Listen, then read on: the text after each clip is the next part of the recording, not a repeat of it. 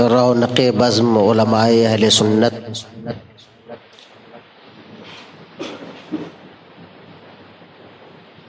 مرکز اہل سنت میں تشریف فرما سنی صحیح العقیدہ مسلمانوں، السلام علیکم ورحمۃ اللہ وبرکاتہ۔ الحمد لولیہ والصلاة والسلام علی نبیہ وعلی آلہ وصحبہ اجمعین، اما بعد فاعوذ باللہ من الشیطان الرجیم، بسم اللہ الرحمن الرحیم۔ توبوا الی اللہ جميعا ایھا المؤمنون لعلکم تفلحون۔ صدق اللہ العظیم وبلغنا رسولہ النبی الامین الکریم، ونحن علی ذلک لمن الشاہدین والشاکرین، والحمد للہ رب العالمین۔ سر سوئے روضہ جھکا پھر تجھ کو کیا، سر سوئے روضہ جھکا پھر تجھ کو کیا، دل تھا ساجد نج دیا پھر تجھ کو کیا۔ بیٹھتے اٹھتے مدد کے واسطے، بیٹھتے اٹھتے مدد کے واسطے، یا رسول اللہ کہا پھر تجھ کو کیا۔ بے خودی میں سجدے دریا طواف، بے خودی میں سجدے دریا طواف، جو کیا اچھا کیا پھر تجھ کو کیا۔ یا عبادی کہہ کے ہم کو شاہ نے، یا عبادی کہہ کے ہم کو شاہ نے، اپنا بندہ کر لیا پھر تجھ کو کیا۔ تیری دوزخ سے تو کچھ چھینا نہیں، تیری دوزخ سے تو کچھ چھینا نہیں، خلد میں پہنچا رضا پھر تجھ کو کیا، خلد میں پہنچا رضا پھر تجھ کو کیا۔ یا صاحب الجمال و یا سید البشر، یا صاحب الجمال و یا سید البشر، من وجہک المنیر لا یمکن الثناء کما کان حقہ، بعد از خدا بزرگ توئی قصہ مختصر۔ بلغ العلا بکمالہ کشف الدجا بجمالہ، بلغ العلا بکمالہ کشف الدجا بجمالہ، حسنت جمیع خصالہ صلوا علیہ وآلہ۔ محبت اور احترام کے ساتھ جی لگا کر اپنی غلامی کا خراج بارگاہ رسالت و نبوت میں پیش کرنے کی سعادتیں حاصل کریں۔ پڑھیے اللہم صلی علی سیدنا و مولانا محمد معدن الجود والکرم وآلہ الکرام وصحبہ العظام۔ ابھی مجھ سے پیشتر آپ نے ایک ایمان افروز خطاب اپنے جانے پہچانے عالم دین سے سماعت کیا۔ بیک وقت انہوں نے خطاب بھی کیا اور نظامت کا فریضہ بھی ادا کیا۔ اللہ تبارک و تعالی ان علماء کرام کی عمروں میں برکت عطا فرمائے۔ مرکزی اہل سنت کی تمام بہاریں اور یہ تمام رعنائیاں اس مرد قلندر کی قربانیوں کا نتیجہ ہیں کہ جسے دنیائے سنیت شہباز دکن، خلیفہ سرکار مفتی اعظم، ناشر مسلک اعلی حضرت آبروئے اہل سنت حضرت علامہ الحاج شاہ قاری محمد مجیب علی صاحب نوری رضوی برکاتی قادری رحمت اللہ تعالی علیہ کے نام سے جانتی اور پہچانتی ہے۔ بارہا میں نے حضرت کا نام سنا، یہ میری کم نصیبی رہی کہ میں ان کے دیدار سے اپنے آپ کو مشرف نہ کر سکا، لیکن ان کی آواز، ان کے خطبات، ان کے پیغامات سننے کا موقع میسر آیا، اور ان کے شہزادہ و جانشین ناشر مسلک اعلیٰ حضرت پیر طریقت حضرت علامہ مولانا سہیل رضا صاحب دام ظلہ العالی سے ملنے کا موقع بھی ملا اور ان کو سماعت کرنے کا بھی موقع میسر آیا۔ آج یہ اتفاق ہے کہ میں ان کے شہر میں، ان کے مرکز میں آیا اور وہ اسی مقصد کے تحت کسی دوسری جگہ پر اہل سنت و جماعت کی مذہبی پیاس بجھانے کے لیے تشریف لے گئے ہیں۔ اللہ تبارک و تعالی انہیں حضور شہباز دکن کا سچا جانشین بنائے، اور جو فیضان شہباز دکن نے جاری کیا تھا اسے اللہ تعالی روز افزو ترقی عطا فرمائے۔ پہلی مرتبہ آپ کے دیار موقع نصیب ہوا، کئی مرتبہ حیدرآباد، نظام آباد وغیرہ سے دعوتیں آئیں، لیکن اتفاق ایسا رہا کہ کسی نہ کسی سبب سے پروگرام نہیں ہو سکا، اور آج پہلی بار آپ حضرات کی دعوت پر، اور وہ بھی شہباز دکن کے لگائے ہوئے اس گلشن میں مجھے آنے کا اور آپ کے سامنے کلام کرنے کا موقع مل رہا ہے۔ شہباز دکن کی شخصیت محتاج تعارف نہیں، دنیائے سنیت میں گنے چنے ایسے لوگ ہیں کہ جن کے نام اور کارنامے قیامت تک یاد رکھے جائیں گے۔ میں پوری دنیا کی بات نہیں کہتا، ہندوستان میں بے شمار مولانا، بے شمار پیر، بے شمار قائد، بے شمار ناظمین مدارس ہیں، لیکن ان میں اکثریت کا حال یہ ہے کہ حالات اور ماحول کو دیکھ کے لوگ خود بدل جاتے ہیں۔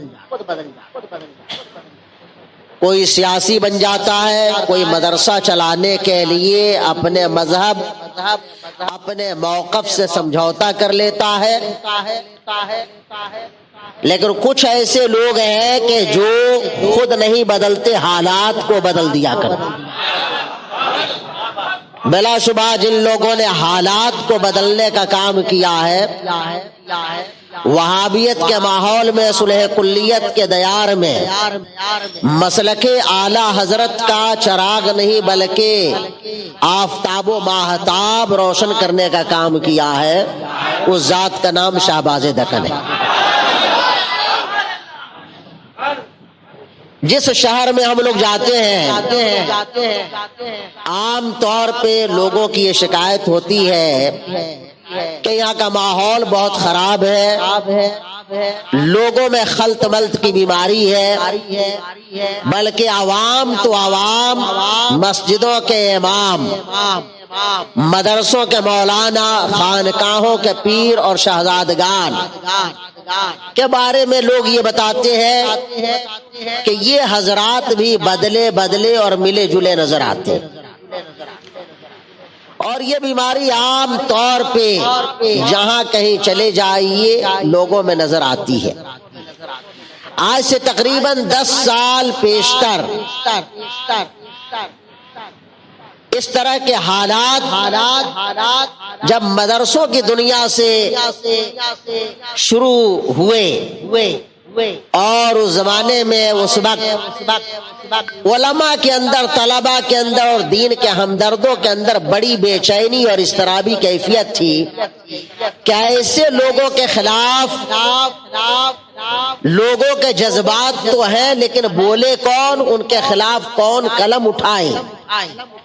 تو الحمدللہ اپنے مرشد برحق شہزادے اعلی حضرت جانشین سرکار مفتی اعظم سیدنا و مرشدنا حضور تاج الشریعہ رحمت اللہ تعالی علیہ کے فیضان اور حضرت کی دستگیری کے سبب اس حقیر نے اس زمانے میں ایک چھوٹی سی کتاب اس ماحول کے خلاف تحریر کی تھی جس کا نام آئینہ صلح کلیت رکھا تھا،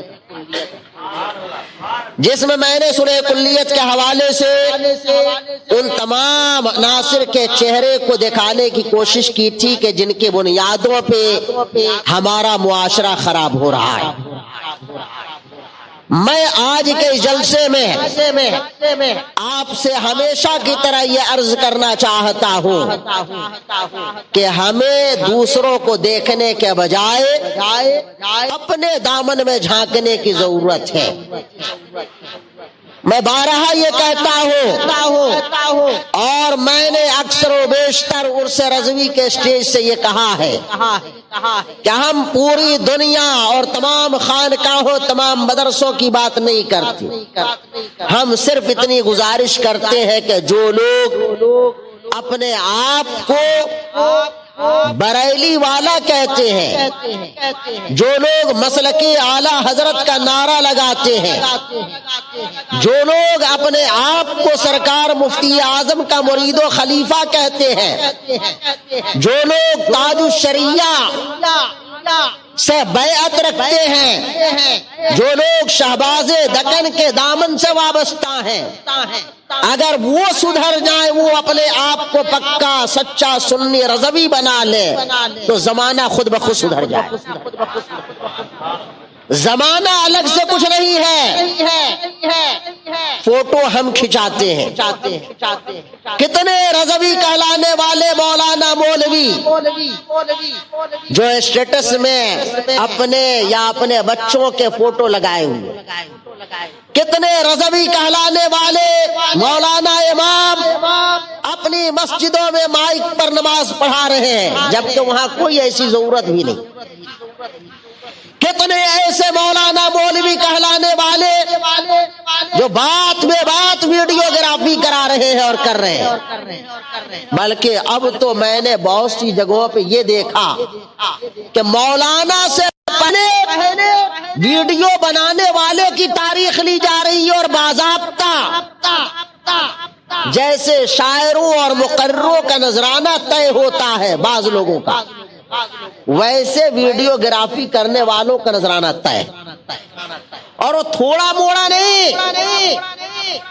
کئی ہزار روپے لے کر کے ویڈیو بنانے والا آتا ہے، اور باضابطہ علماء بیٹھ کر کے شاعر بیٹھ کر کے ایک طرف وہ کہتے ہیں کہ ہم نبی کی نعت پڑھ رہے ہیں اور نبی کے حکم کے خلاف اسی اسٹیج سے کام ہو رہا ہے، ویڈیوگرافی ہو رہی ہے، اور جب کوئی عالم کچھ بولنے کی کوشش کرتا ہے تو کچھ اتنے جری ہیں کہ اس سے لڑتے ہیں، اور کچھ اتنے بدماش ہیں کہ جو کہتے ہیں کہ رضوی جہاں جاتے وہی فتنہ کر دیتے ہیں۔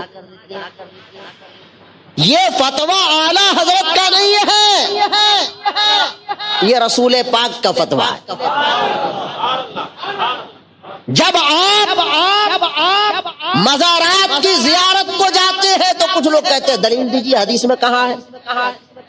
جب آپ فاتحہ دلاتے ہیں تو کچھ لوگ کہتے ہیں کہ حدیث دکھائیے، بات بات پہ حدیث پوچھی جاتی ہے۔ اگر آپ نے کہہ دیا کہ اعلیٰ حضرت نے لکھا تو کہا کہ ہم اعلیٰ حضرت کو اگر نہ مانتے ہو تو پھر آپ حدیث دکھائیے۔ لیکن میں یہ کہتا ہوں کہ تصویر کے سلسلے میں واضح حدیث ہے، اور اعلیٰ حضرت نے فرمایا کہ یہ حدیث سند کے اعتبار سے متواتر المعنی ہے، اور اعلیٰ حضرت نے باضابطہ تصویر کی حرمت پہ کتاب لکھی جس کا نام عطائے القدیر ہے۔ اس میں आला हजरत ने हदीस नकल किया और मैंने खुद हदीस की किताबों में इसको पढ़ा। रसूल पाक सल्लल्लाहु अलैहि वसल्लम का इरशाद है, इन्ना अशद्दन्नासि अज़ाबन यौमल क़ियामा अल मुसव्विरून, और कहीं कहीं कुछ लफ्जों का फर्क के साथ है कि बेशक सबसे सख्त अज़ाब क़यामत के दिन उन लोगों को होगा कि जो तस्वीर खींचते और खिंचाते। तो ये किसी मौलाना का फतवा तो नहीं है, ये तो आला हजरत ने ना कहा, आला हजरत ने बता दिया कि ये रसूल पाक ने फरमाया है।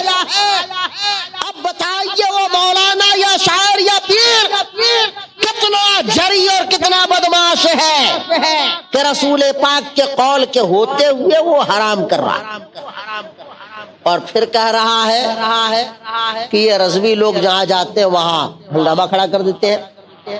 ये हंगामा खड़ा करना नहीं बल्कि दीन की बात को पहुंचाना है, और जो डंके की चोट पर इस बात को पहुंचाता है उसी का नाम शहबाज दकन है। आज जरूरत है कि हम जितने लोग अपने आप को बरेली शरीफ का वफादार समझते हैं और कहते हैं, हम सबसे नहीं कहते, उन रज़वियों से कहते हैं, उन नूरियों से कहते हैं, उन मुजीबियों से कहते हैं कि जो अपनी निस्बत इन बुजुर्गों से वाबस्ता रखे हुए हैं कि कम से कम हम और आप तो अपने बुजुर्गों के बताए हुए रास्ते पर चले, और वो रास्ते हमारे बुजुर्गों ने अपनी तरफ से नहीं बताया बल्कि कुरान और हदीस का जो हुक्म था उसे बयान किया। तो ये जो आज हालात बदल रहे हैं उसके जिम्मेदार सिर्फ गैर नहीं है, उसके जिम्मेदार कहीं ना कहीं हम और आप भी हैं। लोग कहते हैं हालात बिगड़ रहे हैं, हालात बिगड़ रहे हैं, हालात क्या कहीं जमीन के अंदर से निकलते हैं? जमाना कहां से? जमाना हमसे है, हम जमाने से नहीं है। अगर आला हजरत ने भी उस जमाने में समझौता कर लिया होता तो एक तरफ मिर्जा गुलाम अहमद कादियानी, एक तरफ अबुल कलाम आजाद, कहीं अशरफ अली थानवी, कहीं सर सैयद अहमद खान, कहीं हाली, कहीं शिबली, न जाने कैसे कैसे लोग, लेकिन आला हजरत ने समझौता न किया बल्कि डंके की चोट पर वो ये कहते रहे, किल के रजा है खंजरे खूखार बरकबार, आदा से कह दो खैर मनाए न सर कर। तो हमें और आपको सिर्फ आला हजरत का नाम लेने की नहीं बल्कि आला हजरत के मसलक को समझने और उस पे चलने की जरूरत है। मैं आज से 20 साल पहले जब बगदाद शरीफ में था पढ़ने के लिए वहां गया था, वहां का माहौल आजाद, दाढ़ी वाले कम मिलते, मौलाना मौलवी तो वहां नाम के भी नहीं मिलते, सब डॉक्टर प्रोफेसर इंजीनियर। अरबों के हालात बहुत नागुफ्ताबे। लोग कहते इस्लाम वहां से फैला, उस वक्त फैला था, लेकिन आज जरूरत है कि वहां फिर से इस्लाम पहुंचाया जाए। उनके यहाँ, हमारे यहाँ तो कम से कम मस्जिदों में मदरसों में तो कुछ नजर आता है ना, कुछ दाढ़ी वाले नजर आते हैं, लेकिन वहां तो दाढ़ियां पूरे मुल्क में गिनिएगा तो कुछ मिल जाएंगे, चाहे किसी भी अरब कंट्री में हो। लेकिन उस जमाने में हुजूर ताजुश शरिया सैयदी मुर्शिदी अल्लामा मुफ्ती मोहम्मद अख्तर रजा खां कादरी, अल्लाह हजरत की कब्र पे रहमत और नूर की बारिश अता फरमाए, और हजरत के साथ हजरत के शहजादा वो जानशीन हुजूर कायदे मिल्लत और तकरीबन 40 लोगों का एक काफिला पहुंचा। 4 दिन हजरत का वहां क़याम रहा। मैंने देखा कि हुजूर ताजुश शरिया जहां जहां गए लोग अगरचे दीन से दूर थे, लेकिन जहां जहां हजरत गए जिसने भी देखा कद्र की निगाह से देखा। बल्कि मैंने सुना खुद कि वहां के प्रोफेसरों ने कहा कि ये वो लोग हैं कि जिनको देख के करने अव्वल के मुसलमान याद आते। हुजूर تاج الشریعہ کی بارگاہ میں دعوت پیش کی گئی کھانا کھانے کے لیے. تو حضرت نے برجستہ پوچھا حالات کو دیکھ کر کے کہ یہ بتاؤ کہ دعوت کہاں ہوگی. تو دعوت دینے والے نے کہا کہ دعوت تو ہوٹل میں ہوگی. ظاہر ہے وہ سرکاری لوگ تھے, بڑے لوگ تھے, دعوت ہوٹل میں ہوگی. تو حضرت نے فرمایا کہ تو کھانا میز کرسی پہ ہوگا. اب تو یہ تو آج کل معمولی بات ہے, میز کرسی بھی اب تو وہ بھی ختم ہے, اب تو کھڑے ہو کر کے کھانے والا سسٹم ہے. اور اچھے اچھے دیندار لوگوں کے یہاں بلکہ مولاناؤں کے بیٹے بیٹیوں کی شادی میں بھی اب کھڑے ہو کے کھانے کا سسٹم عام طور پہ دیکھنے کو مل رہا. حضرت نے پوچھا کہ کھانا کہاں کھائیں گے؟ تو کہا کہ حضور کھانا ہوٹل میں ہوگا. تو کہا کہ وہاں تو میز کرسی کا انتظام ہوگا. کہا کہ جی وہ تو میز کرسی ہوگی وہاں. تو حضرت نے برجستہ فرمایا کہ تمہیں معلوم ہے کہ میں کھانا دسترخوان پہ کھاتا ہوں, میز کرسی پہ نہیں کھاتا. اور حضرت نے اتنی آسانی سے نہیں کہا تھا جہاں ہوٹل کا وہ پورا گراؤنڈ تھا. اس قدر زور سے جلال میں آپ نے فرمایا کہ ہوٹل کا پورا حال گرج. اب وہ دعوت دینے والا گھبرا گیا, میں بھی ساتھ ساتھ چل رہا تھا حضرت کے پیچھے پیچھے میں تھا. وہ آدمی مارے ڈر کر کے بھاگ گیا, دوسرے کو بھیجا. اس نے آ کر کے ماحول کو نرم کیا, کہا کہ حضور آپ جیسا فرمائیں گے جہاں کہیں گے وہاں دعوت ہو جائے. میں کہنا یہ چاہتا ہوں کہ اگر ایک آدمی دین پر عمل کرنے والا ہو تو وہی حق پر ہے. حضرت نے فرمایا کہ پوری دنیا میں, حضور تاج الشریعہ نے فرمایا کہ پوری دنیا میں اگر ایک آدمی حق پر ہے تو وہی سواد اعظم ہے. جو لوگ یہ کہہ رہے ہیں کہ سب بدل رہے ہیں, سب کو بدل جانے دو, کم سے کم آپ تو نہ بدلو, آپ تو نہ بدلو. اور اتنا ہی نہیں, 4 دن جب حضرت تھے تو ایک دن سرکار غوث اعظم کے دربار میں تشریف لے گئے. تو وہاں ظہر کا وقت تھا. جو وہاں کے امام تھے شافعی المسلک, اب معلوم نہیں آج کل ہے کہ نہیں, اس وقت 20 سال پہلے ہوتے, شیخ بکر, ان کی داڑھی مکمل نہیں تھی, کٹی ہوئی داڑھی تھی. حضرت دربار شریف میں فاتحہ پڑھ رہے تھے, ہم سبھی لوگ تھے. وہ امام بھی تھے اور پارلیمنٹ کے ممبر بھی تھے, اور ان کی بڑی حنک تھی, بڑا روب دبدبا تھا. ظاہر ہے کہ پارلیمنٹ کے ممبر تھے تو کیا پوچھنا, ان سے لوگ ڈرتے تھے, گھبراتے تھے. لیکن حضور تاج الشریعہ مزار شریف کا فاتحہ پڑھتے رہے, آذان ہوئی, ان کی جماعت میں شریک نہیں ہوئے, اور ان کے ساتھ جو لوگ تھے وہ بھی نہیں شریک ہوئے. لیکن ہم لوگ یہ ڈر رہے تھے کہ کہیں ایسا نہ ہو کہ وہ کارروائی کرے. لیکن الحمدللہ شہزادے اعلی حضرت کے چہرے کا جمال اور شرعی جلال کے سامنے میں نے دیکھا کہ بغداد میں بھی وہی جلوہ, وہی راج.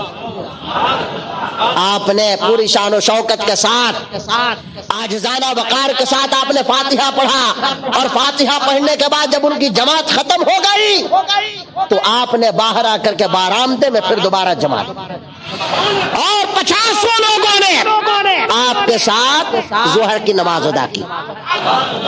پھر جب 4 دن کے بعد آپ کو وہاں سے واپس جانا ہوا تو صدام ایئرپورٹ پہ گئے, میں حضرت کے ساتھ تھا.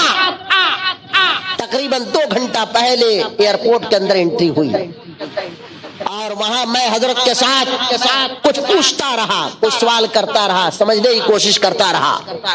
عشاء کا وقت آیا, حضرت نے وہی فرمایا کہ جماعت قائم کی جائے, اور ایئرپورٹ کے اندرونی حصے میں جماعت سے آپ نے نماز پڑھائی اور تمام لوگوں نے نماز ادا کی. تو عالم ایسا ہونا چاہیے रहबर ऐसा होना चाहिए। रहबर वो नहीं कि जो लोगों को देख करके, पीर ऐसा नहीं कि मुरीद को देख के बदल जाए, इमाम वो नहीं कि जो मुक्तदी को देख के बदल जाए, बल्कि इमाम वो जो अपने मुक्तदियों को संवारे, पीर वो जो अपने मुरीद की रहबरी करे, उसके मजहब व मसलक की इस्लाह करे। यही वजह है कि आज देखिए कि हुजूर ताजुल शरिया के हयात में बहुत से लोग ये कहते थे कि इनके मुखालिफ तो पूरी दुनिया में भरे हुए हैं, फला मुखालिफ, फला मुखालिफ, फला मुखालिफ। लेकिन जब हजरत का विसाल हुआ तो अल्लाह ताला ने दुनिया वालों पे साबित कर दिया कि वो शख्स जो अल्लाह और उसके रसूल के लिए सबसे लड़ा करता था, अल्लाह और उसके रसूल की बारगाह में वही मकबूल है, वही महबूब है।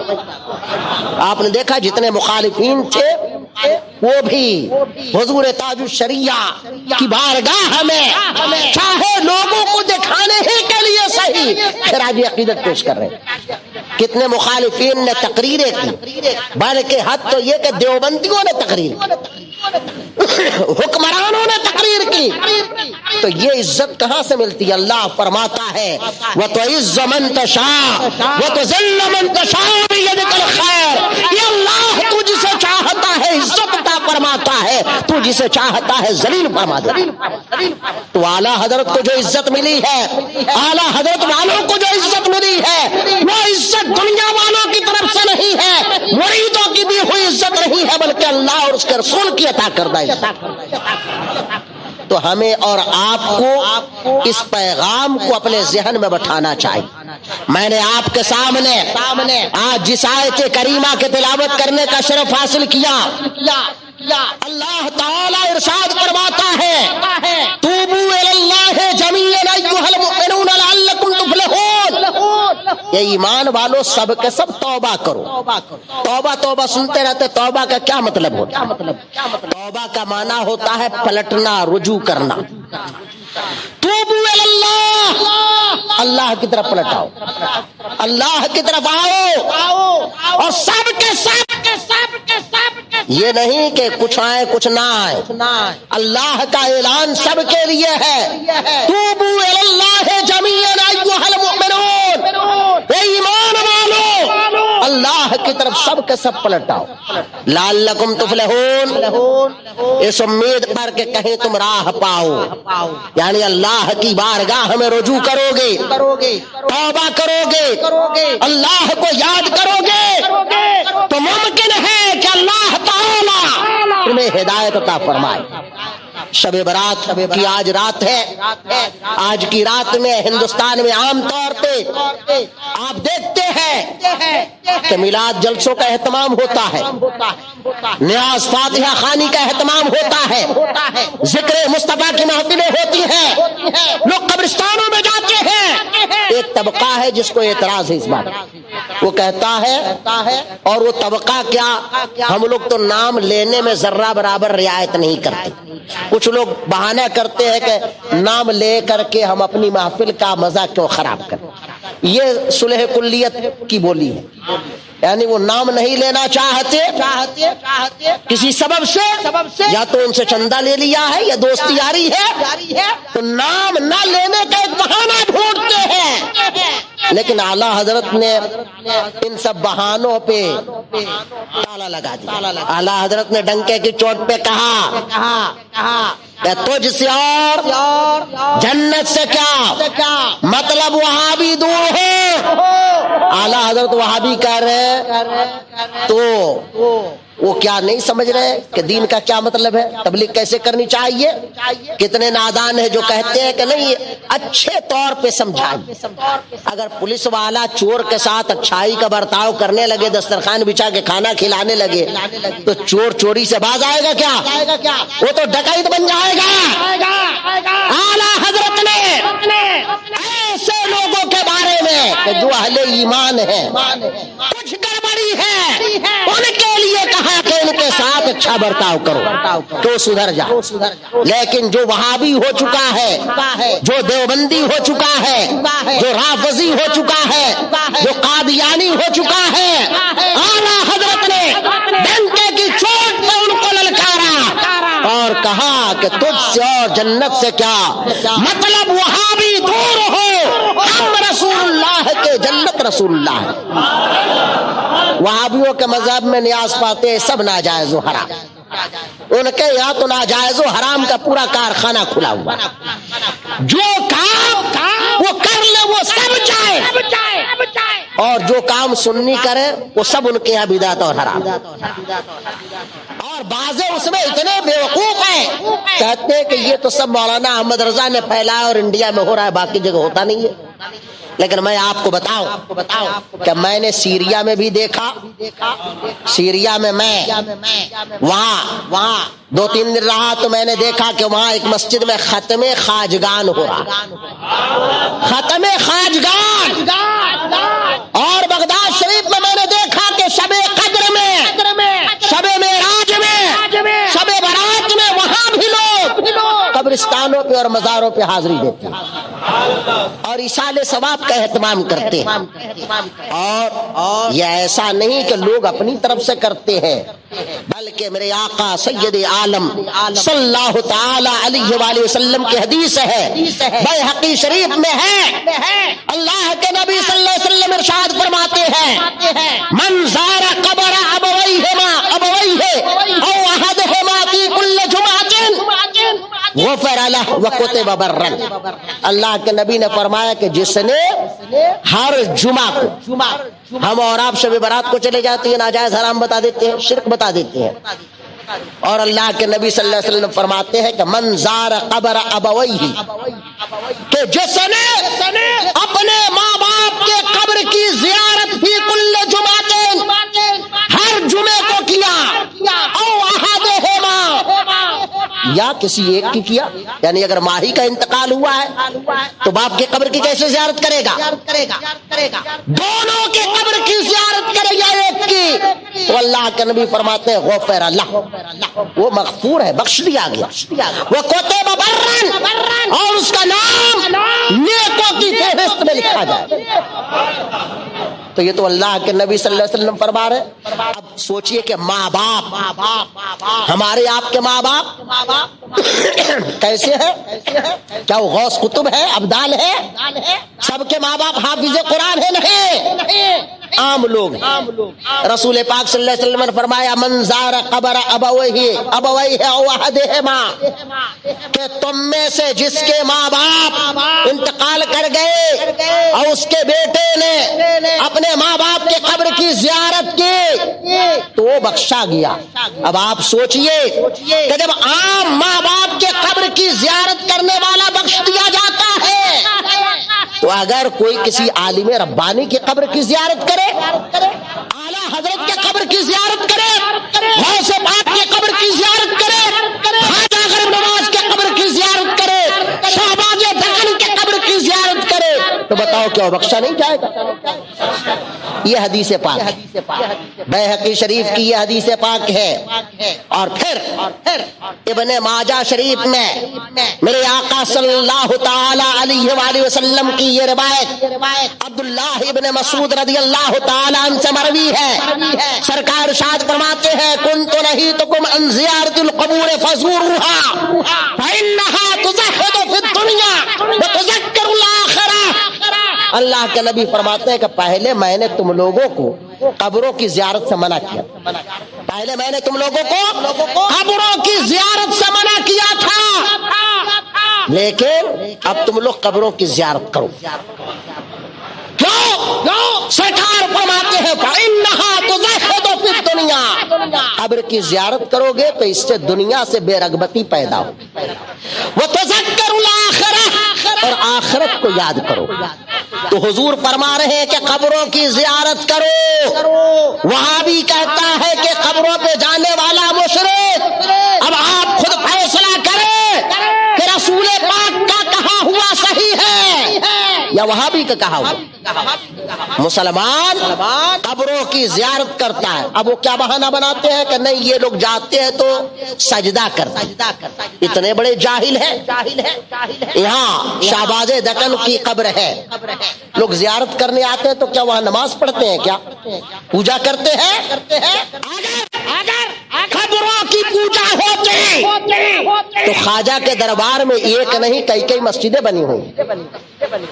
سرکار شاہ مینا کے یہاں شاہ مینا کے دربار سے پہلے ان کی مسجد بنی ہوئی. جس مزار پہ چلے جائیے ہر مزار سے پہلے مسجد ہے. تو اگر قبروں کو سجدہ ہی کرنا ہوتا تو یہ اللہ کے گھر کے تعمیر کیے جاتے. کوئی مسلمان قبروں کو سجدہ نہیں کرتا ہے بلکہ مسلمان کو جب سجدہ کرنا ہوتا ہے وہ اللہ کی مسجدوں میں آتا ہے, اللہ کے گھروں میں آتا ہے. قبروں پہ اس لیے جاتا ہے تاکہ ایصال ثواب کرے, ان سے فیض حاصل کرے. اور یہ اپنے آپ میں نہیں ہے بلکہ مدینہ منورہ سے ایک کتاب چھپی ہے. وہ کتاب پہلے عربی میں تھی اور اب وہ کتاب اردو میں بھی چھپ گئی. اس کا نام ہے مدینہ منورہ ماضی و حال کے آئینے میں. وہاں ایک ادارہ ہے جو تحقیق کا کام کرتا ہے. ایک عربی شیخ کی نگرانی میں وہ کتاب لکھی گئی اور ایک ندوی فاضل نے جس کا نام احمد محمد شعبان, انہوں نے اس کتاب کو ترتیب دیا.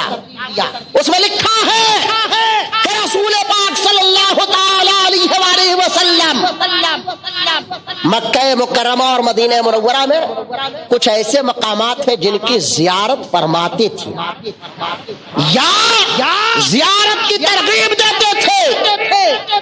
تو اس میں لکھا ہے کہ جیسے مسجد قباء کی سرکار زیارت فرما کے وہاں جاتے اس میں نمازیں پڑھتے, اسی طرح اس میں لکھا ہے کہ وحد کے شہداء کی قبروں پہ حضور تشریف لے جاتے اور ان کی زیارت کرتے, ان کے لیے ایصال ثواب کرتے.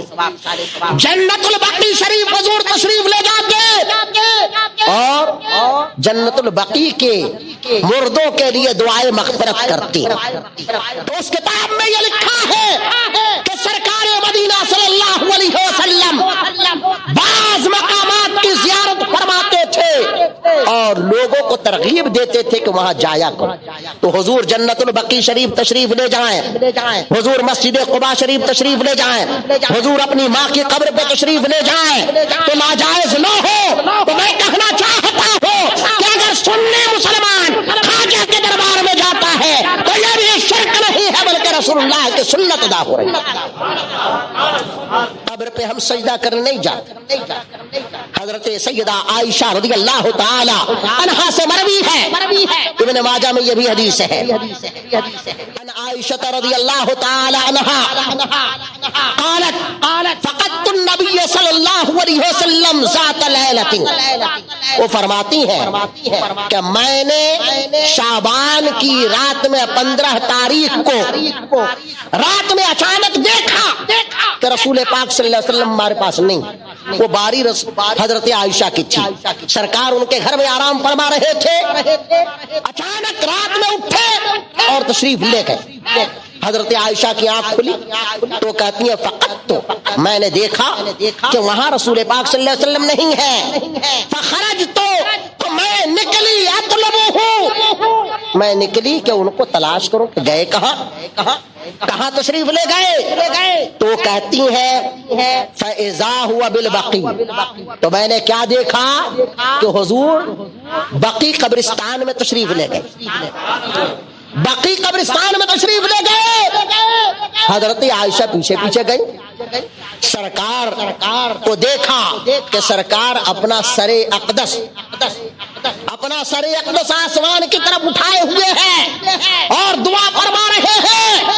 جب سرکار نے محسوس کیا کہ عائشہ پیچھے کھڑی ہیں تو فرماتے ہیں یا عائشہ تو اکنت تخافینا, اے عائشہ کیا تم ڈرتی تھی, کیا تمہیں ڈر تھا کہ اللہ اور اس کا رسول اللہ علیہ ورسولہ, کیا اللہ اور اس کا رسول تمہارے ساتھ خیانت کریں گے, کیا تمہیں یہ ڈر تھا؟ تو حضرت عائشہ کہتی ہیں کہ نہیں یا رسول اللہ, مجھے ایسا ڈر نہیں. وَلَكِنِّي ظَنَنْتُ أَنَّكَ أَتَيْتَ بَعْضَ نِسَائِكَ یا رسول اللہ, لیکن مجھے یہ شبہ ہوا کہ کہیں آپ دوسری ازواج کے یہاں تشریف لے گئے تو اللہ کے نبی صلی اللہ علیہ وسلم نے ارشاد فرمایا یا عائشہ ان اللہ ينزل فیہا لغروب الشمس الى سماء الدنیا. اے عائشہ آج کی رات میں اللہ تعالی آسمانی دنیا سے زمین والوں کی طرف نظر کرم فرماتا ہے لأکثر ما عدد شعر غنم کلب, اور اللہ تعالی بنو کلب کے بکریوں کے بالوں کے برابر لوگوں کی مغفرت فرما دے. یہ تو رسول پاک صلی اللہ علیہ وسلم ارشاد فرما رہے ہیں کہ 15 شعبان کو اللہ تعالی بنو کلب کے بکریوں کے بالوں کی تعداد کے برابر مومنوں کی مغفرت فرماتا ہے. تو آج کی رات میں قبرستان جانا اور زیارت کرنا, دعائیں مغفرت کرنا, یہ ہمارا طریقہ نہیں ہے, یہ تو رسول پاک کا طریقہ ہے اور حدیث پاک سے ثابت ہے. لیکن ایک بات اور بتا دوں کہ ہم اور آپ مزارات اولیاء کو مانتے ہیں, مزارات اولیاء کو مانتے ہیں, اللہ والوں کی بارگاہ میں جاتے ہیں. رسول پاک صلی اللہ علیہ وسلم نے ارشاد فرمایا, یہ حدیث حضرت ابن عباس رضی اللہ تعالی عنہ سے مروی ہے, وہ کہتے ہیں مر النبی صلی اللہ علیہ وسلم بقبور بالمدینہ, کہ رسول پاک صلی اللہ علیہ وسلم کا گزر مدینے کے کسی قبرستان سے ہوا, فاقبل علیہم بوجہہ, تو اللہ کے رسول صلی اللہ علیہ وسلم نے قبر والوں کو متوجہ کیا اور فرمایا السلام علیکم یا اہل القبور, اے قبر والوں تم پر سلامتی ہو, انتم سلفنا ونحن بالعصر یغفر اللہ لنا ولکم انتم سلفنا ونحن بالعصر. اے قبر والوں اللہ تعالی تم پر رحم فرمائے, تمہاری اور ہماری مغفرت فرمائے, تم ہم سے پہلے ہو اور ہم تمہارے بعد آنے والے ہیں. کسی نے کہا تھا موت سے کس کو رستگاری ہے, آج ہماری کل تمہاری باری. تو رسول پاک صلی اللہ علیہ وسلم قبرستان تشریف لے جا رہے ہیں, سلام کر رہے ہیں. اس سے پتا چلتا ہے کہ سلام مردوں کو نہیں کیا جاتا. اگر مردوں کو سلام کیا جاتا تو رسول پاک صلی اللہ تعالی علیہ وآلہ وسلم مردوں کو سلام کیوں کرتے جو سن نہ پاتا ہو. اللہ کے نبی صلی اللہ علیہ وسلم نے سلام کیا اور ان کے حق میں دعائیں مغفرت کی اور یہ بتا دیا کہ قبرستان جانا اور سلام کرنا, فاتحہ پڑھنا یہ ناجائز نہیں ہے بلکہ رسول پاک کی سنت ہے اور اسلام کا طریقہ ہے. ابتدائی اسلام میں قبروں کی زیارت سے منع اس لیے کیا گیا تھا کہ نیا نیا لوگ مسلمان ہوئے تھے, کہیں ایسا نہ ہو کہ لوگ مشرکین کی قبروں کی زیارت کو جائیں. اس لیے رسول پاک صلی اللہ علیہ وسلم نے پہلے قبرستان جانے اور مشرکین کی قبروں کی زیارت سے منع کیا تھا. لیکن جب مسلمانوں کا انتقال ہوا تو اللہ کے نبی نے ان کے قبروں کی زیارت بھی فرمائی اور زیارت کا حکم بھی, اور زیارت ہی کا حکم نہیں دیا بلکہ رسول کریم صلی اللہ تبارک و تعالی علیہ وآلہ وسلم کے بعد حضرت ابو بکر خلیفہ بنے اور 2 سال 3 ماہ 5 دن کے بعد جب آپ کا وصال ہوا, جانتے ہو کہاں دفن ہوئے؟ رسول پاک صلی اللہ علیہ وسلم کی بارگاہ, رسول پاک کی بارگاہ میں دفن ہوئے. اور حضرت عمر کہاں دفن ہوئے؟ حضرت ابو بکر کی بارگاہ میں, حضرت ابو بکر کے بغل میں. اس سے پتا چلتا ہے کہ مرنے کے بعد بھی جو اللہ والے ہوتے ہیں ان کا فیض بڑھتا ہے, ان کی برکتیں جاری ہوتی ہیں. جبھی تو حضرت ابو بکر رسول پاک اپنے گھر میں دفن ہوئے, حضرت عائشہ کے حجرے میں دفن ہوئے, تو ابو بکر کو دفن اپنے حجرے میں ہونا چاہیے تھا, عمر کو دفن اپنے حجرے میں ہونا چاہیے تھا. لیکن بعد وصال نبوی کے ابو بکر نے جانا, عمر نے یہ عقیدہ بتایا کہ رسول پاک چاہے دنیا میں ہو یا قبر میں ہو ہر جگہ ان کا فیضان جاری ہوتا. اسی لیے تو حضرت ابو بکر و عمر وہاں دفن ہوئے. اور اسی کتاب میں مدینہ منورہ ماضی و حال کے آئینے میں اس میں لکھا ہے کہ جب آدمی زیارت کا ارادہ کرے تو عمومی جو احترام اور اہتمام ہوتا ہے اس کے ساتھ ساتھ وہ وضو کرے، غسل کرے، کپڑے بدلے اور خوشبو وغیرہ کا اہتمام کرے، مسجد نبوی شریف میں پہلے دایا قدم رکھے، 2 رکعت نماز تحیۃ المسجد کے ریاض الجنہ میں پڑھے. اور اس کے بعد لکھا ہے، لکھنے والا وہابی، اور وہ بھی کہاں لکھا؟ یہاں میں نہیں، مدینے میں لکھا. کہتا ہے کہ پھر رسول پاک کے مواجہہ اقدس کی طرف اپنا رخ کرے، اور اس میں صاف صاف لکھا ہے کہ قبلہ کی طرف اپنی پیٹھ کرے. لکھا ہے کہ قبلہ کی طرف اپنی پیٹھ کرے اور کہے الصلاۃ والسلام علیک یا رسول اللہ. کہاں؟ رسول پاک کی بارگاہ. اور لکھا ہے کہ آواز زیادہ تیز نہ ہو. جانتے ہیں کیوں؟ اس لیے کہ سرکار آرام فرما رہے ہیں، سرکار آرام فرما رہے ہیں، آواز زیادہ تیز نہ ہو. ارے یہی تو کہتے ہیں، تم کو وہاں جا کے بات سمجھ میں آئی؟ سنی مسلمان یہیں سے کہہ رہا ہے یا نبی سلام علیک، یا رسول سلام علیک. جس یا کو لے کر کے پورے ہندوستان میں وہاں بھی لڑائی کرتا ہے، وہ یا وہاں جا کر کے اس کی لڑائی ختم کر دے رہی ہے. تم یہاں کہہ رہے ہو یا نبی نہیں کہنا چاہیے. تمہارا مولانا مدینے میں بیٹھ کے کہہ رہا ہے الصلاۃ والسلام علیک یا رسول اللہ. اور صرف نبی ہی کے لیے یہاں نہیں لگایا، بلکہ لکھا ہے کہ پھر اس کے بعد جب سلام عرض کر چکے آقا کی بارگاہ میں تو ایک قدم نیچے کھسکے، ایک قدم نیچے کھسکے اور حضرت ابو بکر کے چہرے کے سامنے کھڑا ہو اور وہاں کہے الصلاۃ والسلام علیک یا خلیفۃ المسلمین. ابو بکر الصدیق یعنی ابو بکر کو بھی سلام کرے تو لفظ یا کے ساتھ سلام. سوال یہ پیدا ہوتا ہے کہ اگر یہاں سے سلام کر دیتا حضرت ابو بکر کو تو کیا نہیں پہنچ جاتا؟ لیکن ان کا مولانا کہہ رہا ہے کہ رسول پاک کے چہرے کے سامنے کھڑا ہو، پھر ابو بکر کے چہرے کے سامنے کھڑا ہو، پھر عمر کے چہرے کے سامنے کھڑا ہو، اور جس کے سامنے جائے اس کا نام لے کر کے سلام عرض کرے. یہی بات تو بریلی کے عوام ہندوستان سے کہتے ہیں کہ ہم چاہے عرب میں رہے، عجم میں رہے، ہر جگہ ہم کہتے ہیں مصطفیٰ جان رحمت پہ لاکھوں سلام، شمع بزم ہدایت پہ لاکھوں سلام، شہر یار ارم تاجدار حرم، نو بہار شفاعت پہ لاکھوں سلام. تم وہاں جا کے سلام پڑھتے ہو، ہم یہاں سے بھی سلام پڑھتے ہیں، وہاں سے بھی سلام پڑھتے ہیں. تو یہ قبروں پہ جانا، صلاۃ و سلام پڑھنا یہ ہمارا طریقہ نہیں ہے، بلکہ رسول کریم صلی اللہ تعالی علیہ وآلہ وسلم کا طریقہ.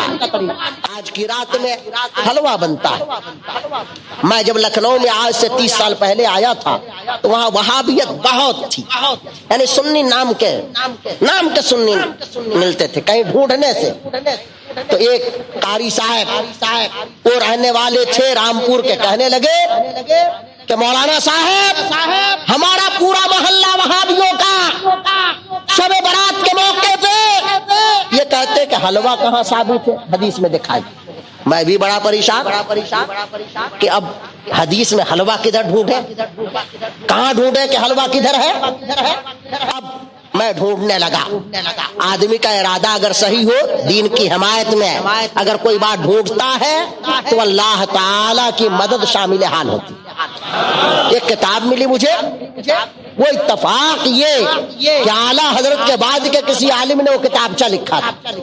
اس عالم کا نام تو نہیں ملا، اوپر والا پیج پھٹا ہوا تھا، لیکن اس میں ایک حدیث انہوں نے لکھے تھے کہ حضرت عائشہ رضی اللہ تعالی عنہا سے مروی ہے کان رسول اللہ صلی اللہ علیہ وسلم یحب الحلوى والعسل، اور انہوں نے حوالہ بخاری کا دیا.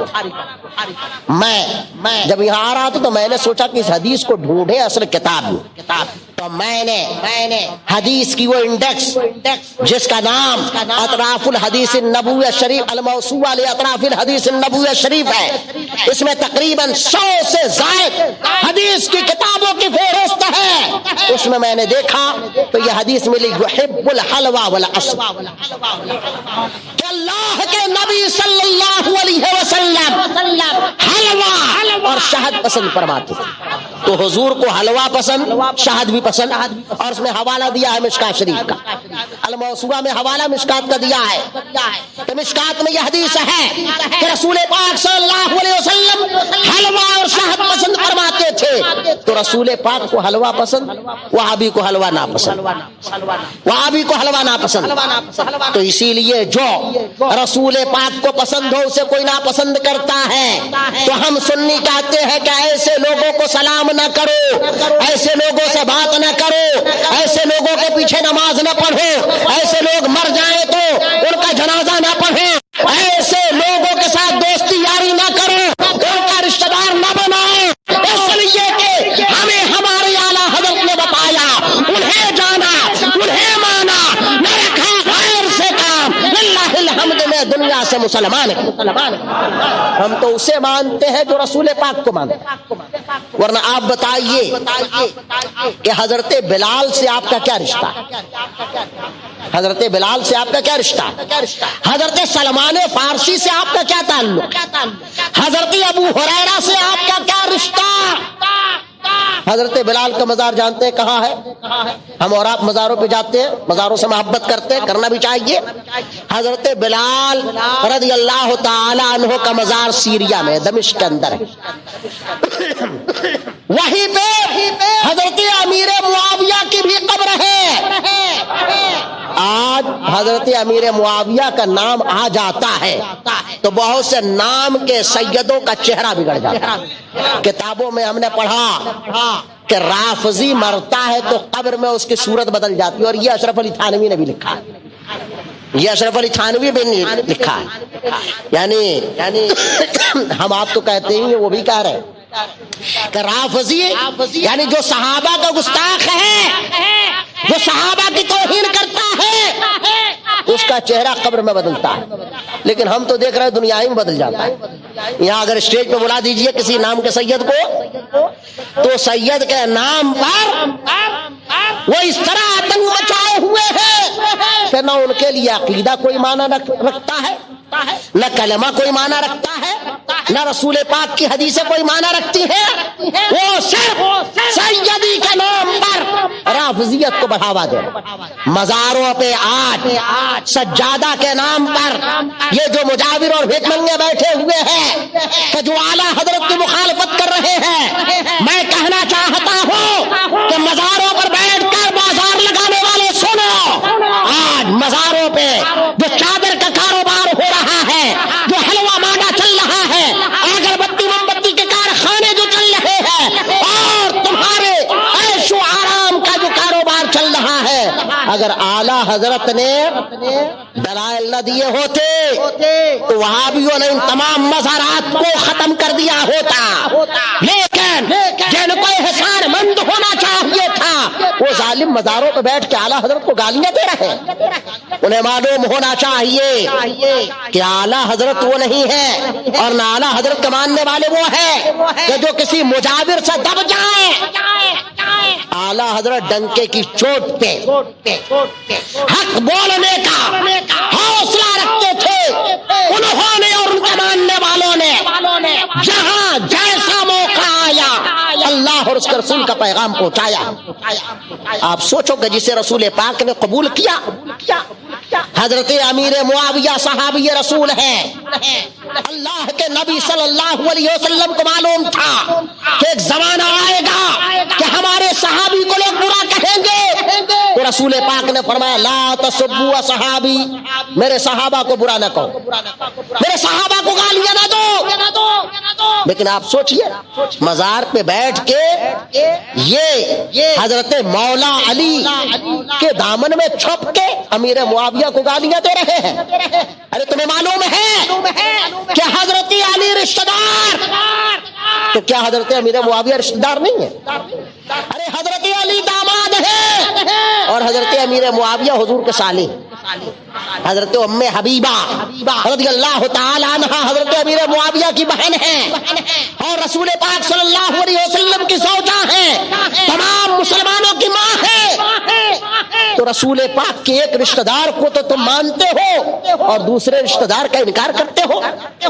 رسول پاک نے ان کا کلمہ پڑھنا قبول کیا اور اتنی بڑی ذمہ داری عنایت فرمائی کہ انہیں مقرر کیا کہ اللہ کا کلام نازل ہو، اور جب سرکار فرمائے کہ جن صحابہ کو رسول اللہ نے قرآن لکھنے پر مقرر فرمایا تھا اس میں ایک نام حضرت امیر معاویہ کا بھی۔ بتائیے قرآن لکھنے کے لیے رسول پاک کیا اللہ اور اس کے رسول کے دشمن کو مقرر کریں گے؟ تو رسول پاک ابو بکر و عمر عثمان امیر معاویہ کو قبول فرمائے اور یہ مجاور ان کو برا کہے؟ معاذ اللہ رب العالمین۔ یاد رکھو جو امیر معاویہ کو برا کہتا ہے وہ سب کچھ ہو سکتا ہے، سنی نہیں ہو سکتا ہے، خواجہ کا ماننے والا نہیں ہو سکتا ہے، نظام الدین اولیاء کا ماننے والا نہیں ہو سکتا۔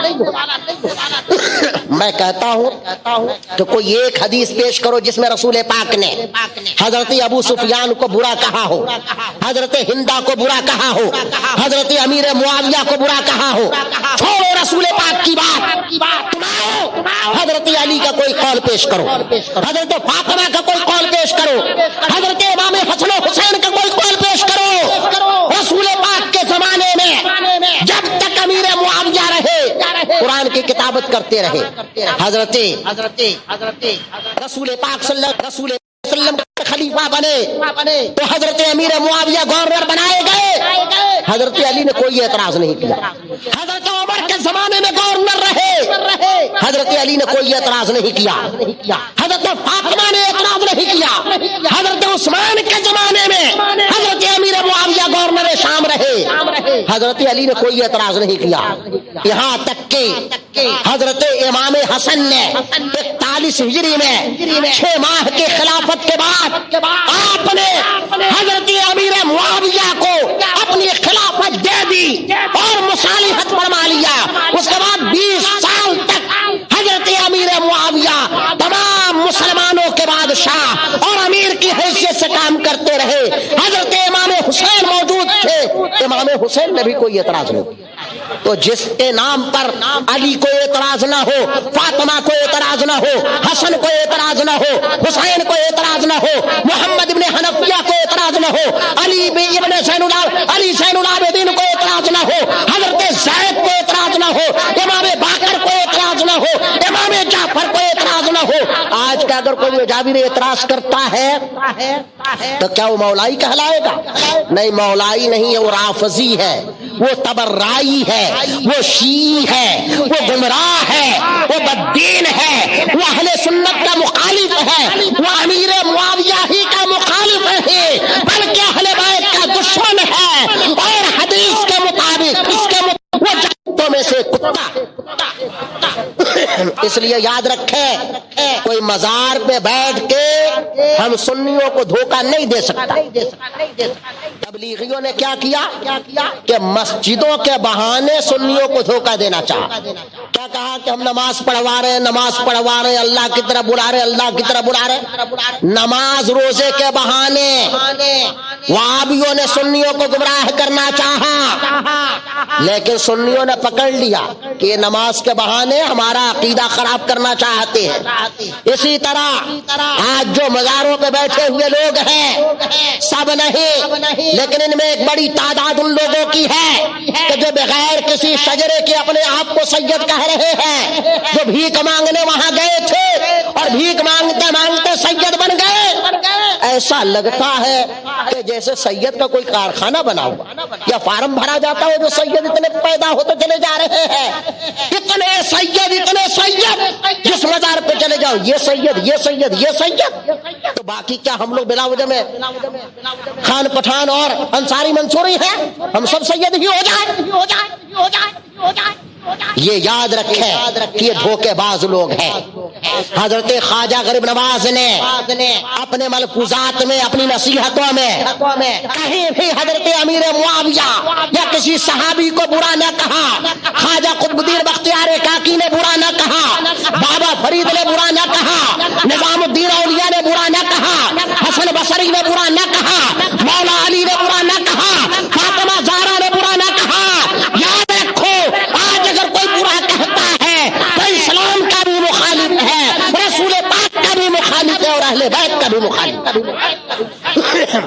اس لیے ایسے لوگوں سے دور رہنے کی ضرورت ہے۔ اور بتا دوں میں تو اس پر لکھنے والا ہوں، اور ان قریب میرا مضمون ایک طویل مضمون آئے گا، لیکن میں آپ کو پہلے یہ بتا کے جانا چاہتا ہوں کہ جانتے ہیں یہ سب جو گڑبڑی ہو رہی ہے اس کا سبب کیا ہے؟ اس کے سبب ہم لوگ ہیں۔ خواجہ صاحب کے دربار میں کیا وہابی جا کے چادر چڑھاتا ہے؟ سلح کلی چادر چڑھاتا ہے؟ پھول کون خریدتا ہے؟ لنگر کون بانٹتا ہے؟ نذرانے کون دیتا ہے؟ کیا وہابی دیتا ہے؟ دیوبندی دیتا ہے؟ تبلیغی دیتا ہے؟ قادیانی دیتا ہے؟ شیعہ دیتا ہے؟ نہیں۔ شیعہ کاہے کو جائے گا؟ شیعہ اپنے ایمان بگاڑے میں جاتا ہے، وہابی اپنے مرگٹ میں جاتا ہے۔ مرکز ہمارا ہے، مرکز ان کا نہیں، ان کا تو مرگھٹ ہوتا ہے، اس لیے کہ ان کے یہاں تو ان کا نبی ہی معاذ اللہ مر کے مٹی میں مل چکا، لیکن ہمارے نبی زندہ، ہمارا دین زندہ، ہمارا قرآن زندہ، ہمارے اولیاء زندہ، ہمارے غوث زندہ، ہمارے خواجہ زندہ۔ جب ہی تو بریلی کے زندہ امام نے کہا تو زندہ ہے واللہ، تو زندہ ہے واللہ، میری چشم عالم سے چھپ جانے والا۔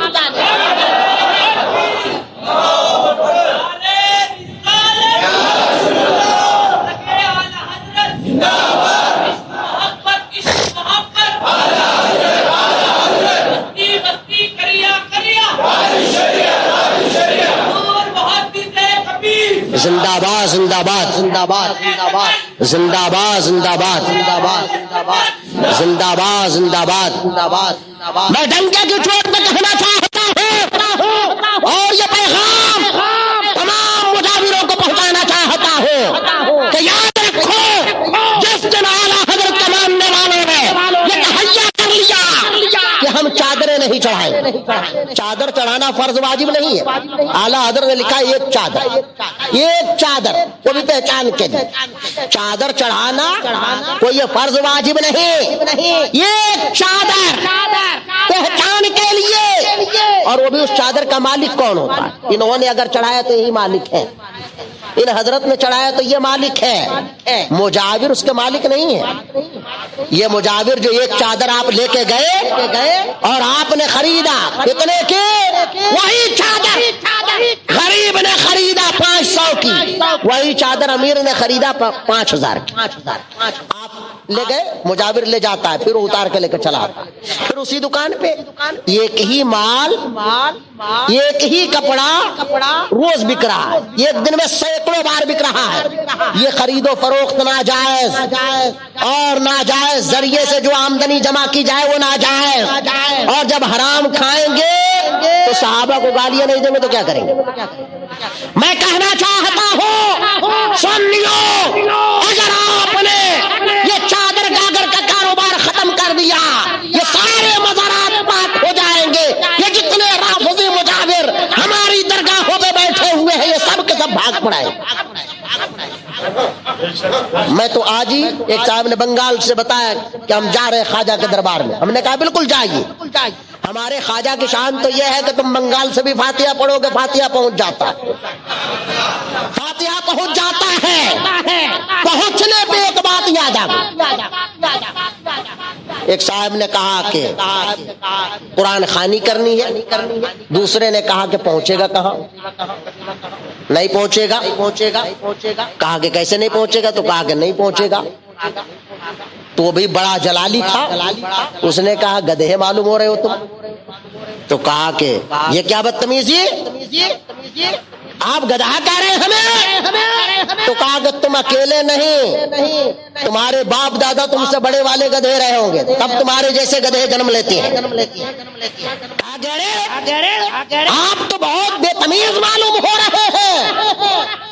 تو کہا کہ اس میں بے تمیزی کیا بات ہے؟ تو کہا کہ آپ نے مجھے گدھا کہا، تو کہا میرے مردہ باپ کو بھی گدھا کہا، تو کہا کہ کیا پہنچ گیا کیا گدھا؟ گدھا پہنچ گیا؟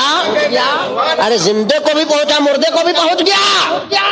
ارے تمہارے یہاں گدھا پہنچتا ہے اور ہمارے یہاں مرغا پہنچتا ہے، جو جیسا ہوتا ہے اس کے یہاں وہ پہنچا کرتا ہے۔ فاتحہ ہم نے دلایا تو برا مان گئے، رب سلم جو پڑھایا تو برا مان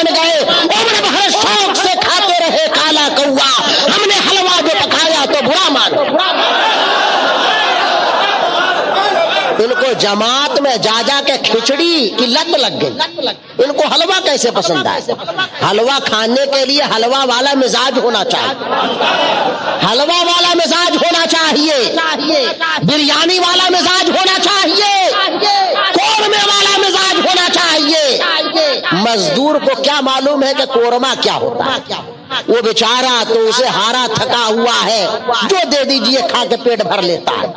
حلوہ کون کھاتا ہے؟ یہ بادشاہوں کا کھانا ہے, یہ شرفا کا کھانا ہے. قورمہ کون کھاتا ہے؟ جس کا مزاج ٹھیک ہو. اگر آپ بیمار پڑ جائیں تو آج تک دیکھا بیمار کو کہیے کہ دودھ پی لیجئے, کہے گا نہیں. شربت پی لیجئے, کہا گا نہ. جوس پی لیجئے, کہا نہ. بریانی کھا لیجئے, نہ. مٹن نہیں, روسٹڈ نہیں, قورمہ نہیں. کہا کہ کیا لیں؟ تو کہا کہ کچھ نہیں من کر رہا. کہا کہ کچھ, تو کہا کہ کھچڑی